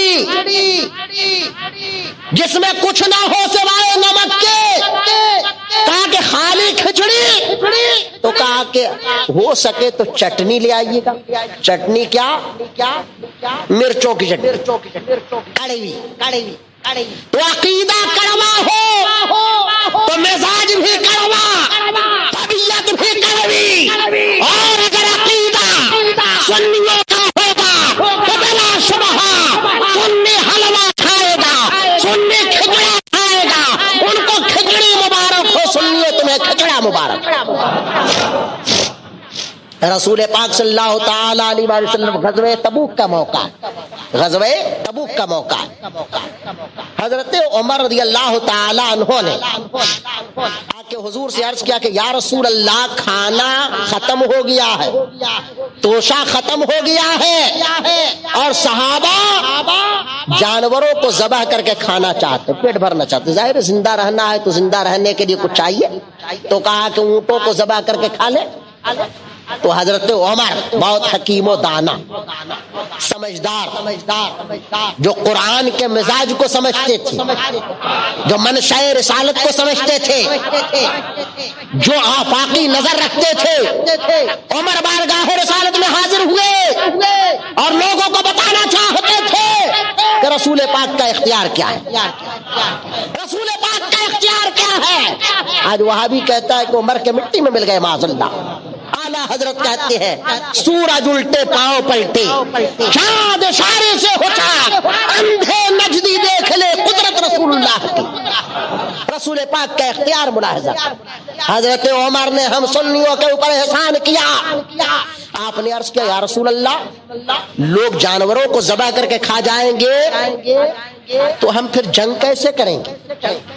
ہماری قوم جہاد کیسے کرے گی؟ سرکار نے فرمایا پھر کیا ہونا چاہیے؟ تو حضرت عمر کہتے ہیں کہ یا رسول اللہ آپ دعا فرما. کیا رسول پاک کو یہ نہیں معلوم تھا کہ ہم دعا کر دیں؟ حضرت عمر کہتے ہیں یا رسول اللہ آپ دعا کر دیں. بتانا یہ تھا کہ رسول پاک تو جانتے ہی ہیں, صحابہ کا عقیدہ یہ ہے کہ رسول پاک دعا کریں گے تو اللہ کی بارگاہ میں وہ دعا مردود نہیں ہوگی, مقبول ہوگی. اور دعا بھی ایسے نہیں کر رہے ہیں. رسول پاک نے کہا کہ دسترخوان بچھایا جائے, دسترخوان بچھا دیا گیا. حضور نے فرمایا کہ جس کے پاس جو کچھ ہے وہ لا کر کے دسترخوان پہ رکھے. تو کسی نے جو کی سوکھی روٹیوں کے ٹکڑے, کسی نے کھجور, جس کے پاس جو تھا, کسی کے پاس ستو بچا ہوا تھا, جس کے پاس جو تھا سب نے لا کے رکھ دیا. سرکار نے دست مبارک رکھا, مشکات شریف میں ہے سما کرا کہ اللہ کے رسول نے جو چاہا وہ پڑھا, ودعا بالبرکہ, اور برکت کی دعا فرمائی. عالم یہ ہوا کہ اس میں اتنا اضافہ ہوا کہ تمام لوگوں نے کھا لیا اور جتنا تھا اتنا بچا. تو برکت کی دعا کرنا کھانے پہ یہ رسول پاک کی سنت اور یہ حدیث پاک میں ہے. غزوہ تبوک کے موقع پر یہ ہوا. آج اگر وہی کام سنی صحیح العقیدہ مسلمان کر رہا ہے، مالیدے پہ فاتحہ دے رہا ہے، کھچڑے پہ فاتحہ دے رہا ہے، بریانی پہ فاتحہ دے رہا ہے، مرغے پہ فاتحہ دے رہا ہے، شربت پہ فاتحہ دے رہا ہے، تو ناجائز کہاں سے ہو گیا؟ یہ تو رسول پاک کی سنت ادا ہو رہی ہے، رسول اللہ کے عمل کے مطابق عمل ہو رہا ہے. بلا شبہ ہم سنی ہر لمحہ اپنے رسول کے ساتھ ہیں، رسول کے صحابہ کے ساتھ. میں یہ کہہ رہا تھا کہ آج ضروری ہے کہ ہر امام ہر مولانا اپنی تقریروں میں یہ بتائے اور عوام یہ کان کھول کر کے سن لے کہ ہم چادریں چڑھاتے ہیں، مزارات اولیاء کے فضائل پہ تقریریں کرتے ہیں، لیکن سنو ہمارے خواجہ چادر کے محتاج نہیں، ہمارے خواجہ پھولوں کے محتاج نہیں، ہمارے خواجہ اگربتی موم بتی کے محتاج نہیں، ہمارے خواجہ تمہاری شیرینی کے محتاج نہیں.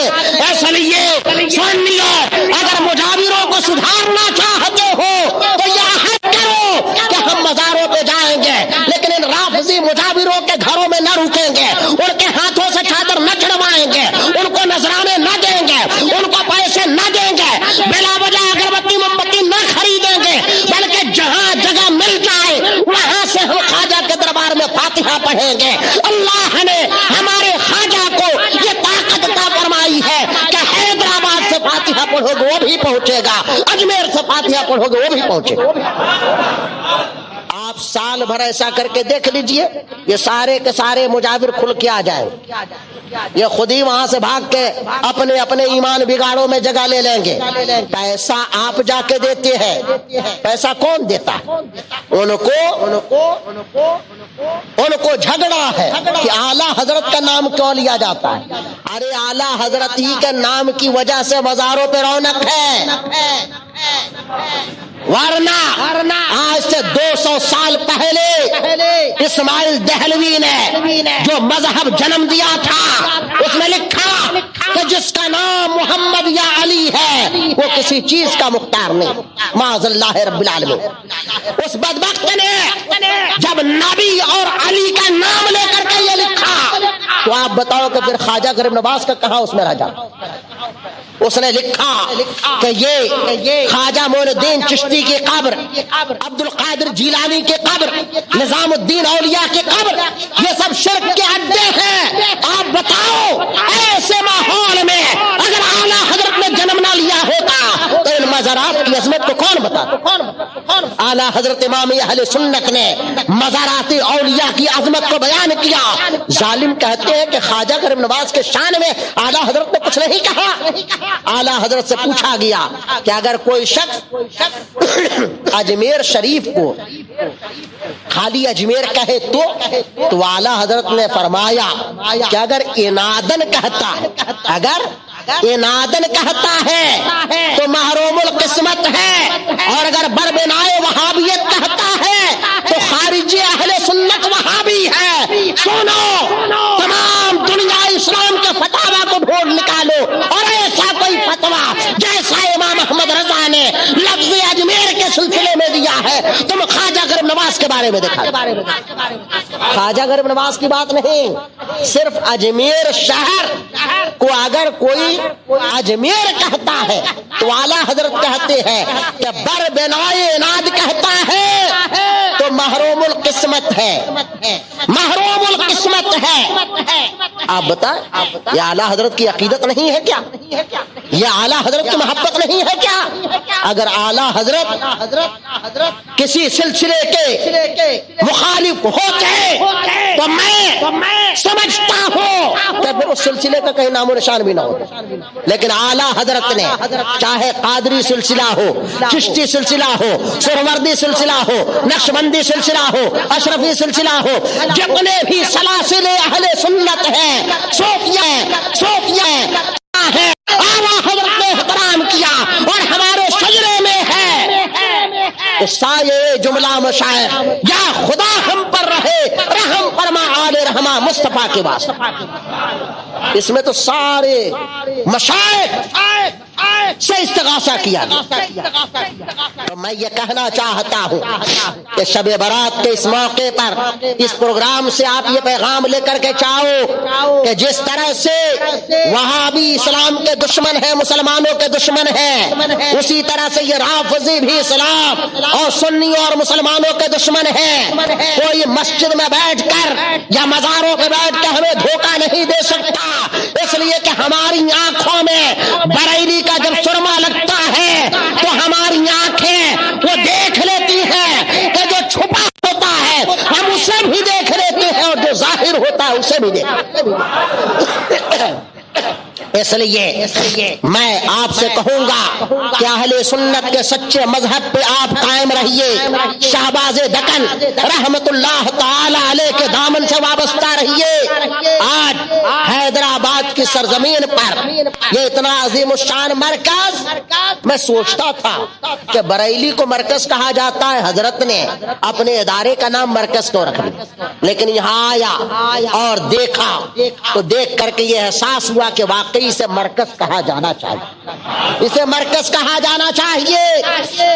ایک تو جو ظاہر میں جو محسوس کر رہے ہیں، اور دوسرا یہ کہ جو فکری اور حس کے اعتبار سے شہباز دکن کا جو نظریہ ہے، ہم سوچ بھی نہیں سکتے تھے کہ حیدرآباد میں بیٹھ کر کوئی بریلی کی بات کرے گا۔ وہ رہتے حیدرآباد میں تھے لیکن ان کا دل دھڑکتا تھا بریلی سے، ان کا دل دھڑکتا تھا بریلی والے امام محمد رضا کے نام پر۔ ذرہ برابر کبھی انہوں نے یہ محسوس نہیں ہونے دیا کہ ہم حیدرآباد کے صلح کل والے مزاج کے لوگوں کے درمیان رہتے ہیں، بلکہ وہ رہتے یہاں تھے لیکن ان کی بولی وہی ہوتی تھی کہ دشمن احمد پہ شدت کیجئے، ملحدوں کی کیا مروت کیجئے، غیر میں جل جائے بے دینوں کا دل، یا رسول اللہ کی کثرت کیجئے، ذکر ان کا چھیڑیے ہر بات میں، چھیڑنا شیطان کا عادت کیجئے۔ کچھ لوگ کہتے ہیں یہی ایک جملہ تھا کہ جس کی بنیاد پر اس زمانے میں جب میں نے وہ کتاب لکھی تھی تو ایک صاحب کہنے لگے کہ بعض لوگ یہ سمجھتے ہیں کہ جب تک باطل فرقوں کے علماء کا بار بار نام نہ لیا جائے اور ان کو کافر نہ کہا جائے، ان کو وہابی نہ کہا جائے، تب تک رد کا حق ہی نہیں ادا ہوتا۔ ایک مولانا صاحب جو پہلے مناظرہ کیا کرتے تھے سنیوں کی طرف سے، اب ان کا حال چال کچھ بگڑا ہوا، جب سے وہ لندن گئے اور کچھ لوگوں سے ان کی دعوتیں ہوئی تو پھر وہ دعوتوں کے مزے میں ان کا مزہ خراب ہو گیا، اور وہ کہنے لگے کہ آپ ثابت کیجئے کہ اعلیٰ حضرت نے کہاں ہے کہ بار بار کہیے۔ میں بھی حیران تھا تو میں نے کہا کہ حضور تاج الشریعہ نے فرمایا ہے کہ فلاں کتاب گمراہ کن ہے، تو کہنے لگے کہ آپ لوگ تاج الشریعہ کے نام پہ پار پا جاتے ہیں، تاج الشریعہ کی بات چھوڑیے، آپ ثابت کیجئے۔ تو اچانک اعلیٰ حضرت کا فیضان جاری ہوتا ہے اور میرے مرشد کی حمایت جاری ہوتی ہے۔ اچانک یہ شعر میری زبان پہ جاری ہوا، میں نے کہا کہ ہاں سنیے، اعلیٰ حضرت کہتے ہیں ذکر ان کا چھیڑیے ہر بات میں چھیڑیے، چاہے تیجا کا جلسہ ہو، چاہے 11ویں کا جلسہ ہو، چاہے محرم کا جلسہ ہو، چاہے شب برات کا جلسہ ہو، چاہے شب معراج کا جلسہ ہو، چاہے مزاروں کا جلسہ ہو، چاہے بازاروں کا جلسہ ہو، جلسہ چاہے کہیں ہو، اگر سنیوں کا جلسہ ہے تو شیعوں کا بھی رد ہونا چاہیے، قادیانیوں کا بھی رد ہونا چاہیے، مشرکوں کا بھی رد ہونا چاہیے، تبلیغیوں کا بھی رد ہونا چاہیے۔ ذکر ان کا چھیڑیے ہر بات میں، چھیڑنا شیطان کا عادت کیجیے، چھیڑنا شیطان کا عادت کیجیے۔ تو یہ مرکز اہل سنت مجھے عقیل رضا صاحب نے بتایا، اللہ تعالی ان کی عمر میں برکت عطا فرمائے، یہاں کے جتنے اساتذہ، طلبہ، طالبات، معلمات اور جتنے بہی خواہ ہیں، اللہ رب العزت سب کو دارین کی سعادتوں سے مالا مال فرمائے۔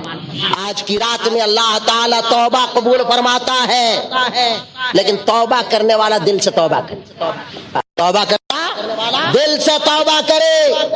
حضرت موسیٰ علیہ السلام کے زمانے میں ایک نہایت گناہگار آدمی تھا، بارش نہیں ہو رہی تھی، حضرت موسیٰ نے دعا کیا، اے اللہ راحت کا نشان ہے بارش عطا فرما. غیب سے ندا آئی ہے موسیٰ ایک نہایت گناہگار تیری جماعت میں ہے, جب تک وہ رہے گا بارش نہیں ہو.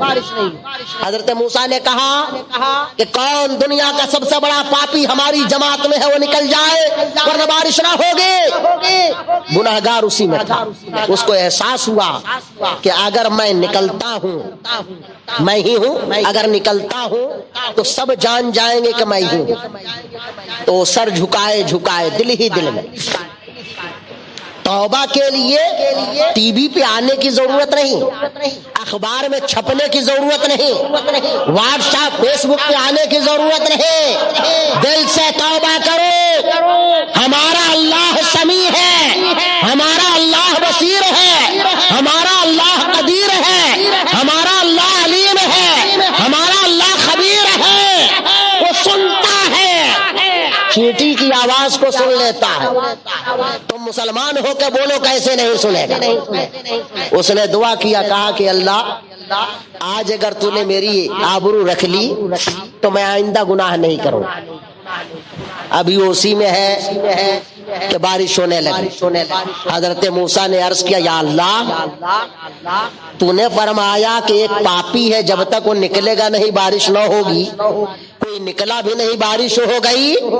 تو اللہ نے کہا یہ موسیٰ بالکل سچ تم نے کہا, لیکن میں ستار ہوں, میں غفار ہوں. مخلوق کو میں نے خلق کیا, پیدا کیا, میرا بندہ گناہگار ہے, لیکن میری شان یہ ہے کہ گناہ کرنے والا جب گناہ کر کے توبہ کرتا ہے تو میں اس میں پردے ڈال دیتا ہوں اپنی رحمت سے.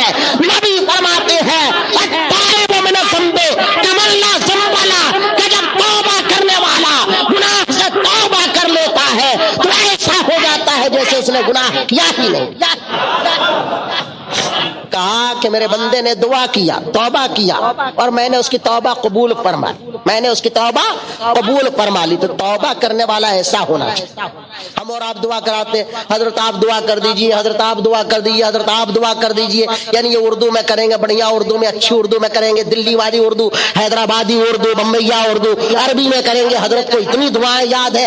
دعا یاد ہونے سے دعا قبول نہیں ہوتی. وہ اللہ تو بلیوں کی دعا قبول کرتا ہے. وہ اللہ تو کتوں کو کھانا کھلانے والوں کو جنت عطا کرتا ہے. قوم بنی اسرائیل میں ایک نیک عورت تھی جس نے ایک بلی کو باندھ کر مار دیا بھوکے پیاسے, اللہ نے اسے جہنمی بنا دیا. اور ایک فاحشہ نے ایک کتے کو پانی پلا دیا, اللہ نے اسے جنتی بنا دیا. اللہ نے جنتی بنا دیا. تو ہمارے خدا کی یہ شان ہے. آپ توبہ تو کریں, دل سے توبہ کریں. مولانا مولوی کی ضرورت نہیں, آپ دل سے توبہ کریں. آپ کا دل خود گواہی دے دے گا کہ آپ کی توبہ اللہ کی بارگاہ میں قبول ہوئی ہے یا نہیں. اللہ تعالی ہماری اور آپ کی کوتاہیوں کو درگزر فرمائے. یہ ادارہ جہاں اتنے سارے علماء پڑھا رہے ہیں, اور یہ مرکز جسے شہباز دکن نے قائم کیا بہت مختصر مدت, سن 2011 میں اس کا بنیاد پڑا, اور کل مدت اگر اس کی جوڑ لے تو 30 سال.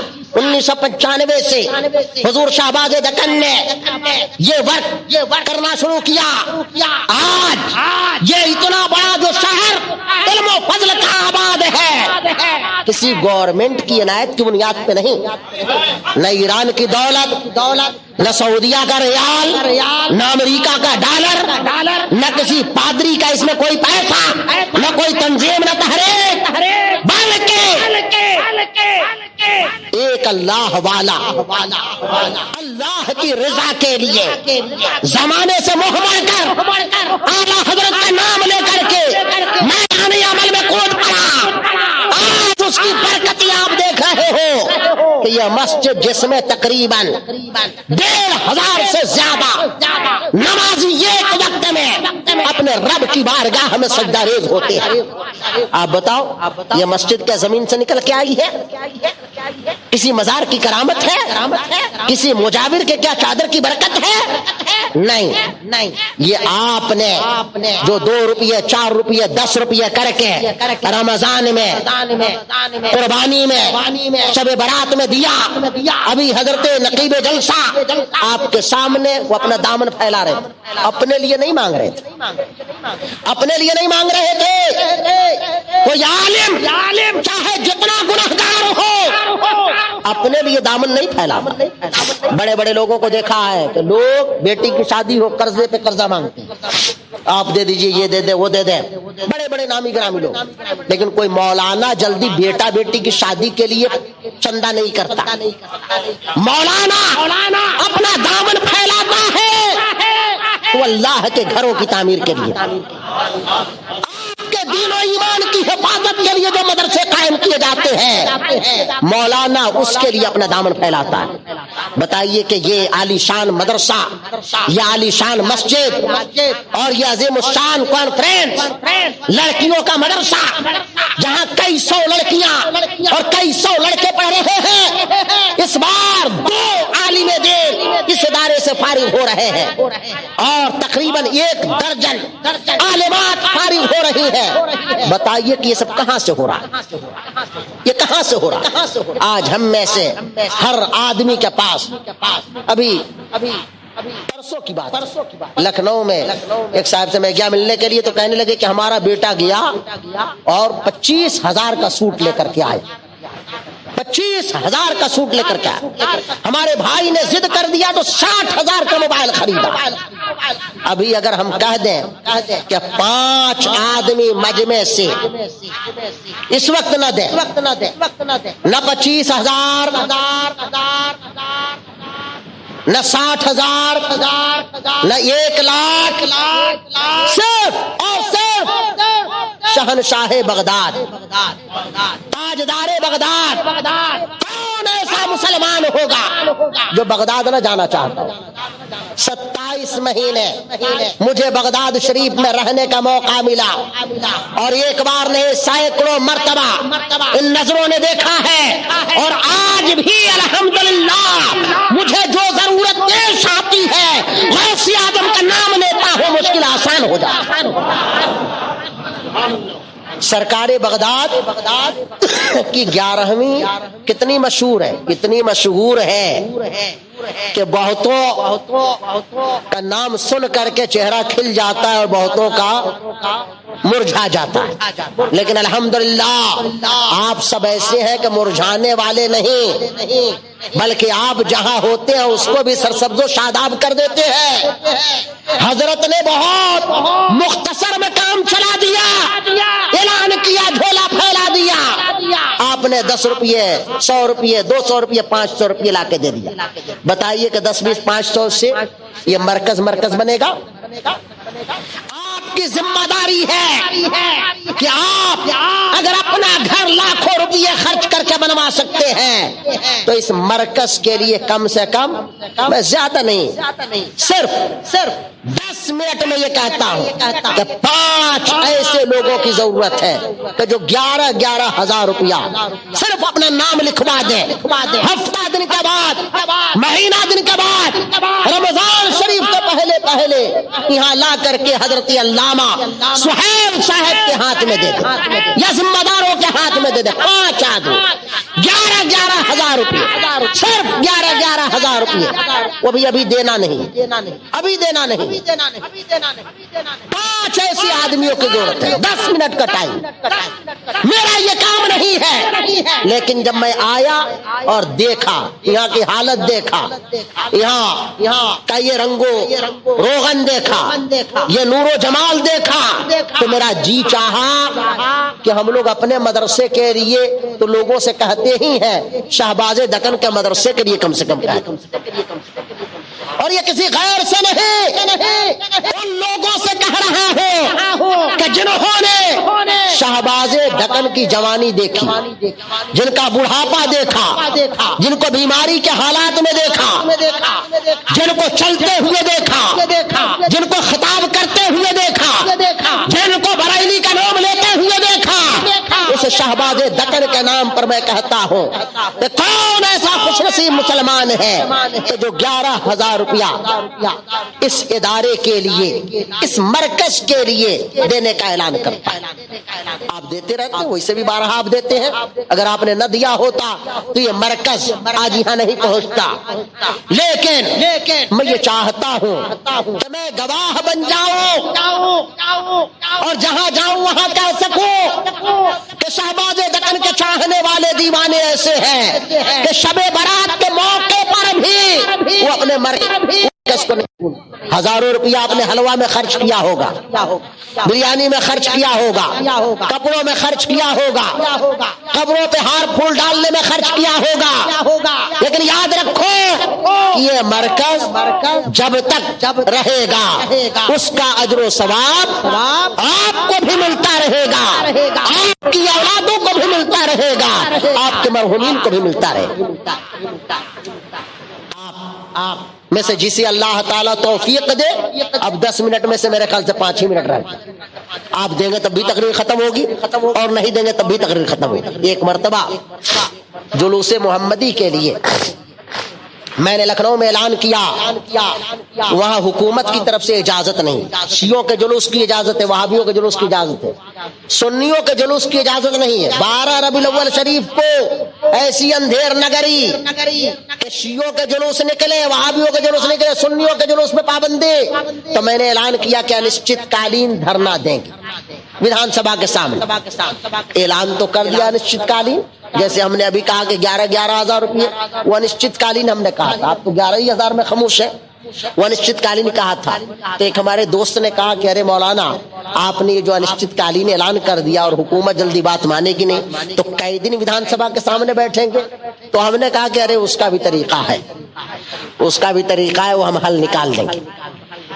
تو میں آپ سے یہ کہنا چاہتا ہوں کہ آپ دیتے ہیں جب ہی یہ مرکز آج یہاں پہنچا ہے، لیکن میں آپ سے یہ کہہ کے جا رہا ہوں کہ صرف حلوہ کھانا، فاتحہ دلا دینا، جلسے میں آ کر سبحان اللہ کہہ دینا، نعرہ لگا دینا، قبروں پہ ہار پھول ڈال دینا، یہی ہماری جماعت کی ذمہ داریاں، جماعتی ذمہ داریاں نہیں ہیں، بلکہ جب اس مرکز سے آواز دی جائے، آپ کو پکارا جائے کہ جس طرح آپ اپنے بچوں کے کھلونے کے لیے پریشان ہو جاتے ہیں، آئس کریم کے لیے پریشان ہو جاتے ہیں، اپنی بیٹیوں کے جہیز کے لیے پریشان ہوتے ہیں، یاد رکھو اسی طرح آپ کا دل اس مرکز کے لیے بھی دھڑکنا چاہیے، اس لیے کہ جو علماء اور جو عالمات یہاں سے فارغ ہوتے ہیں وہ آپ کے دین و ایمان کی محافظت کرتے ہیں،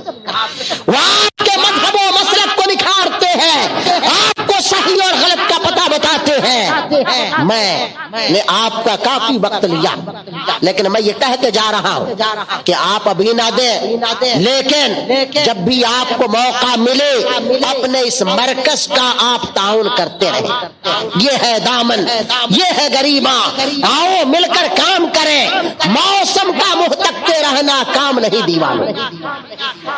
اس ادارے کا تعاون کرنا ہمارا آپ کا سب کا فرض ہے۔ اللہ تبارک و تعالی حضور شہباز دکن کی قبر کو بقعہ نور بنائے، ان کی قبر کو اپنی رحمتوں اور برکتوں سے بھر دے، اور یہاں جتنے لوگ آئے ہوئے ہیں اور جو لوگ کسی سبب سے نہیں آ سکے، اللہ تعالی سب کے دامنوں کو دارین کی سعادتوں سے مالا مال فرمائے، ہمارے چھوٹے بڑے گناہ اللہ تعالی معاف فرمائے۔